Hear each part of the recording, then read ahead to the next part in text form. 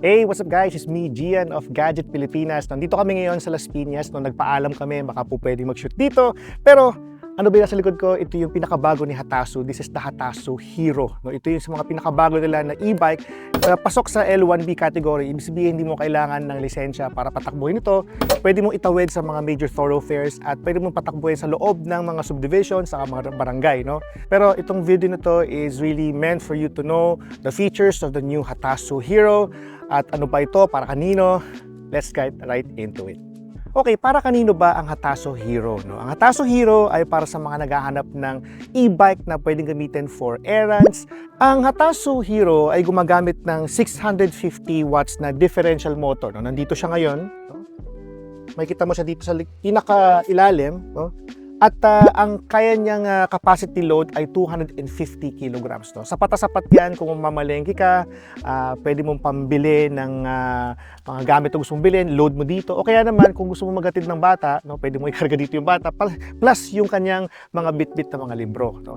250 kilograms, syempre that's more than enough for your needs. Okay, so tingnan naman natin yung pinaka parang cockpit ng Hatasu e-bike. Now, what we see here are, of course, ito yung acceleration niya. Meron ka ditong drive, saka reverse, no? Pwede mo baguhin yan. Tapos, meron ka ditong shift, no? 1, 2, and 3. Pwede ka mamili kung gusto mo. Very convenient, no? Meron ka ditong pinaka-dashboard that tells you ano yung charge rate niya. Andito rin kung ano yung pinaka-mode na ano yung ginagamit mo ngayon, no? For example, if sinaksak ko to, you can just simply press that. It sounds off, no? Yan. And then, it also tells you kung gaano kabilis yung takbo mo ngayon, no? Right now, full charge po tayo, no? So, wala tayong dapat ipag-alala, no? Meron din siyang sariling handbrake, no? So, all you need to do is just simply press this, no? May naka-brake na yon. Dito rin. Kung kailangan mo naman ng brake, it's all over here. If you wanna brake, may USB ka, meron din ka wiper para dito. No? So if you want to, you know, may mga maulan, no? Kailangan mong gamitin yung wiper, it's just right over here. Okay, so hindi ako marunong magmaneho ng motorsiklo, no? In any form. In fact, no, hindi talaga ako marunong. My mom is usually against me driving a motorcycle, but this is not technically a motorcycle, it's an e-bike. At siya naman ay technically tatlong gulong, no? And very safe, no? Very safe, maganda rin yung pagkaka-build niya, no? At palagi ko naman, no, as a noob, no, it's gonna be easier for me to drive this around. So what I'm going to do is I'm going to turn this on, try to drive it, no? As someone na hindi marunong, and let's see kung ano yung kaya kong gawin. Oh, eh.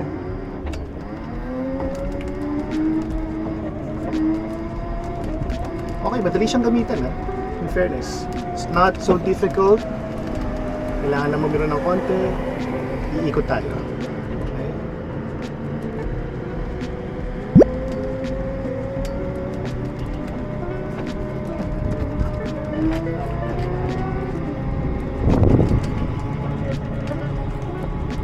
Okay, very suabe naman, no? Napakatahimik ng Hatasu Hero, honestly. Oh. Signal tayo.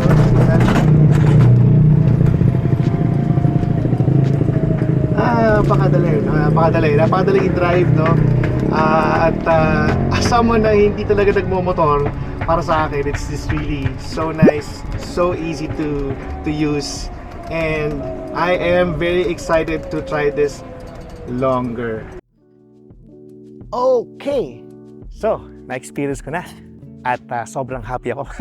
Mukhang mapamabili ako dito sa bagong Hatasu na e-bike na to, no? This is the Hero. I am very excited with this one.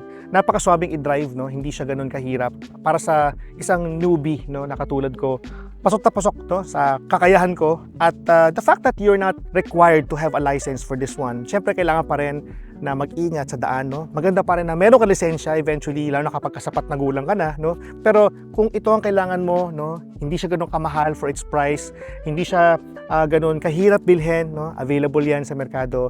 At sana you can consider this video as something na you can use to see whether this one is really for you or not.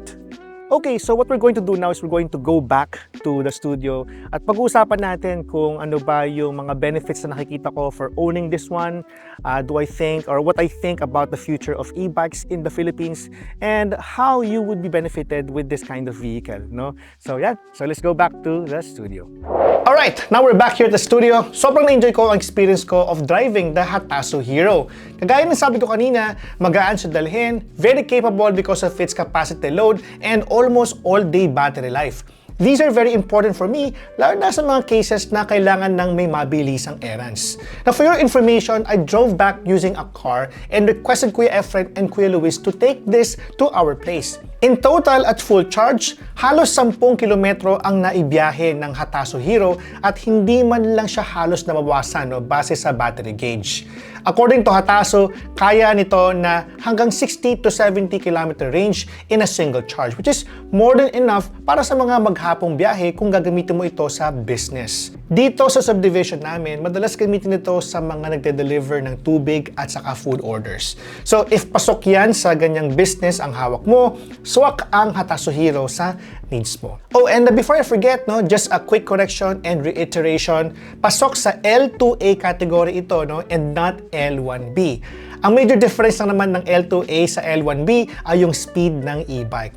In the case of the Hatasu Hero, hindi siya pasok sa L1B dahil ito ay hindi lalampas sa 25 km per hour in terms of top speed. Everything else is the same kumpara sa L1B, maliban lamang sa top speed nito.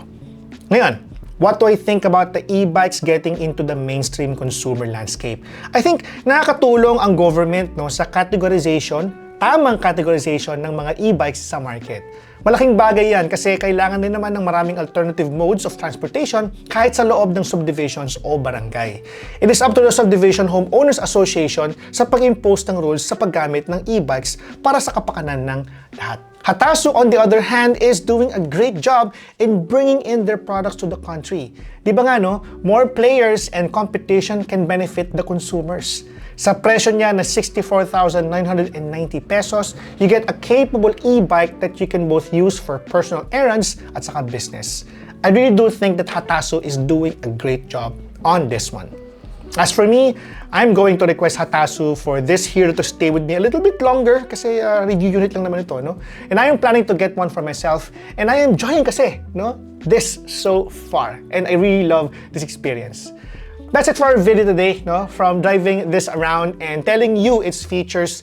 Sana nakatulong ito sa pagpili ninyo ng bago nyong e-bike. Pasok na pasok sa Christmas. This has been Gian of Gadget Pilipinas. Thank you so much for watching and I'll see you in the next video. Bye!